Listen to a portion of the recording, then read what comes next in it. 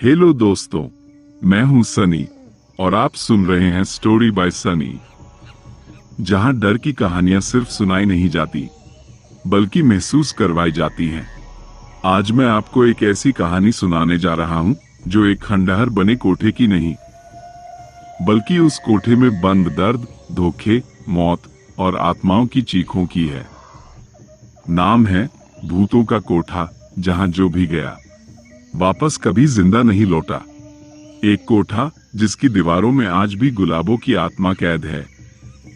तो बत्तियां बंद कर लीजिए, ईयरफोन लगाइए और तैयार हो जाइए एक ऐसी रात के लिए जो शायद आपके सपनों में आकर आपको जगा दे।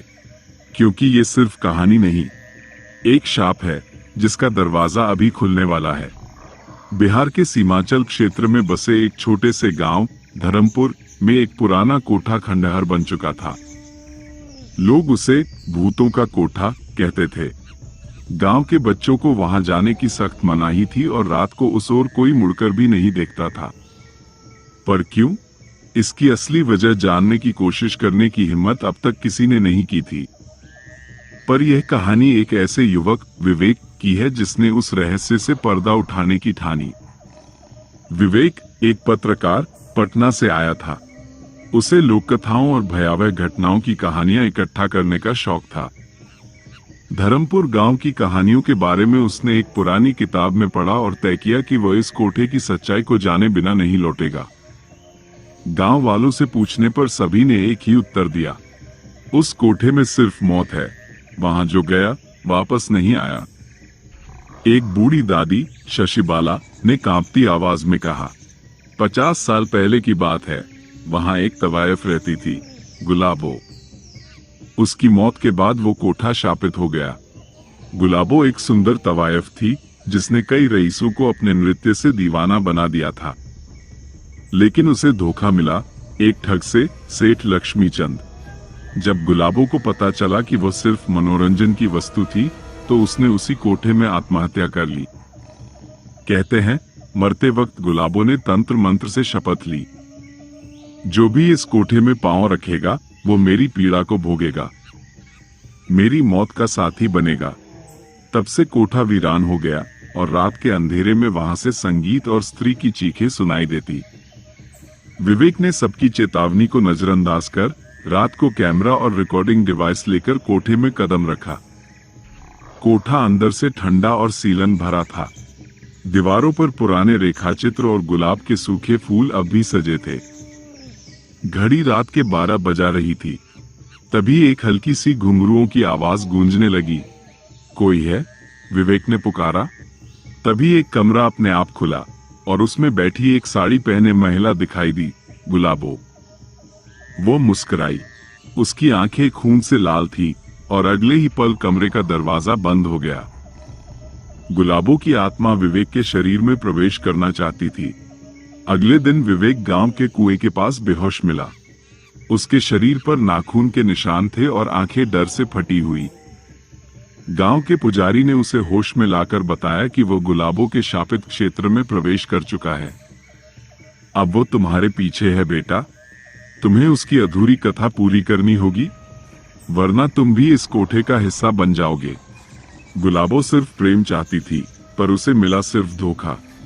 विवेक ने तय किया कि वो गुलाबो की आत्मा को मुक्ति देगा, लेकिन इसके लिए उसे कोठे के तहखाने में छुपा हुआ काले तंत्र का संदूक खोजना था, जिसमें गुलाबो की अस्थियां और ताबीज बंद थे। विवेक ने 2 स्थानीय तांत्रिकों की मदद से रात को तंत्र शुद्धि शुरू की, मगर तभी गुलाबो की आत्मा ने तांत्रिकों पर हमला किया। एक की मौके पर मौत हो गई, दूसरा पागल हो गया। कोठे की दीवारें अब खून से लथपथ थी। विवेक को महसूस हुआ कि हर कमरा एक अलग आत्मा की कैदगाह था। गुलाबो अकेली नहीं थी, वहां कई आत्माएं थी। उस कोठे में मारी गई अन्य तवायफे, ग्राहकों के खून के प्यासे भूत और एक पिशाचनी जो कोठे की निगरानी करती थी। एक अमावस की रात विवेक ने अंतिम प्रयास किया। वो गुलाबो की अस्थियां लेकर कोठे के बीचों बीच पहुंचा और उसकी आत्मा को प्रेम और क्षमा का वचन देते हुए ताबीज जलाया। गुलाबो प्रकट हुई। उसके चेहरे पर दर्द और संतोष दोनों थे। तुमने मेरा सच जाना, अब मैं मुक्त हो सकती हूँ। उसके साथ बाकी आत्माएं भी धुएं में विलीन हो गई। विवेक वापस पटना लौट आया, लेकिन एक रात जब वो सो रहा था, उसके कमरे की खिड़की से घुंघरूओं की वही आवाज आई, तूने सोचा मैं मुक्त हो गई? विवेक की चीख पूरे मोहल्ले में गूंजी, लेकिन उसका दरवाजा कभी नहीं खुला। आज भी धर्मपुर का भूतों का कोठा खाली पड़ा है, पर कभी कभी रात को वहां से संगीत की धीमी लहरें और किसी की ताली की आवाज सुनाई देती है। गांव वाले कहते हैं, गुलाबो अब अकेली नहीं, उसके पास उसका नया प्रेमी है, विवेक। दोस्तों, ये थी हमारी आज की डरावनी कहानी, भूतों का कोठा। अगर आपकी रूह तक ये कहानी पहुंची हो तो कमेंट करके जरूर बताइएगा कि आपको सबसे ज्यादा कौन सा हिस्सा डरावना लगा। अगर आपको ये कहानी पसंद आई हो तो लाइक और शेयर जरूर करें, और हाँ, स्टोरी बाय सनी को सब्सक्राइब करना मत भूलिएगा ताकि आप आगे भी ऐसी ही दिलचस्प और सस्पेंस से भरपूर कहानियां सुन सकें।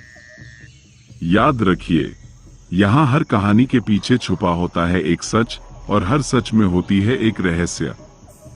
तो अगली बार फिर मिलेंगे एक और नई कहानी के साथ, एक नए डर के साथ। तब तक के लिए मैं हूं सनी, और आप सुनते रहिए स्टोरी बाय सनी। खुद का ख्याल रखिए और डर से मत भागिए, क्योंकि डर हमारे साथ है।